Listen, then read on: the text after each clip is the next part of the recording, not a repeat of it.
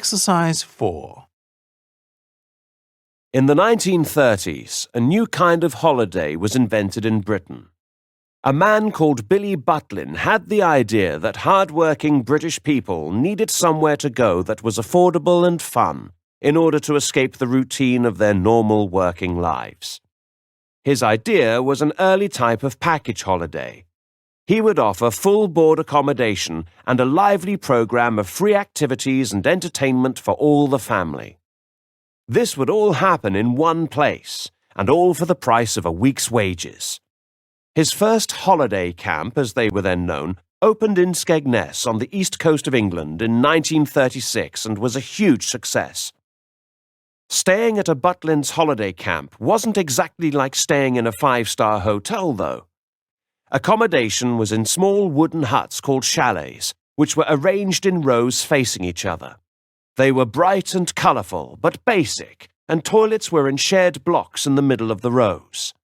All meals were provided in huge dining rooms, and there were daily activities like swimming, sports and competitions, and evening entertainment such as shows and dancing. Butlin's next great idea was to employ a team of staff called Redcoats. They wore red jackets, and their job was to join in with everything and encourage every member of the family to join in too. Many Redcoats later became famous entertainers.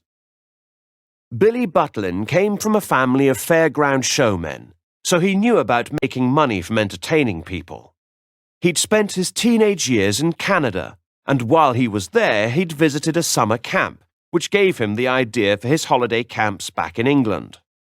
During the Second World War, Butlin's holiday camps were taken over by the British government for training and housing soldiers, and he was paid to build several more, which then became holiday camps again only weeks after the war ended. Butlin made a huge profit from this wartime arrangement.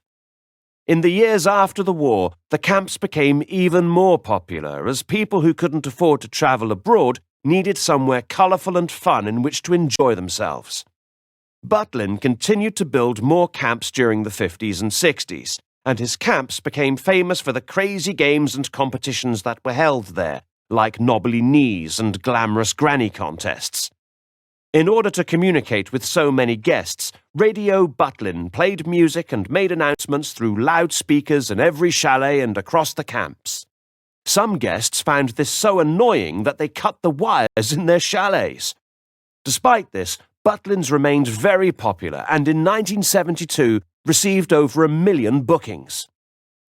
Between the 60s and the 90s, though, Butlin started to suffer competition from cheap overseas package holidays, and many of the camps closed. However, in the remaining 3 camps, a huge program of modernization took place. Butlin's holiday resorts, as they are now called, offer fantastic indoor and outdoor entertainment, shopping and dining, with a much wider choice of activities available. The original wooden chalets of the 1930s are long gone, having been replaced by more modern versions. Only one remains, which is now protected as a historic building and is for display only.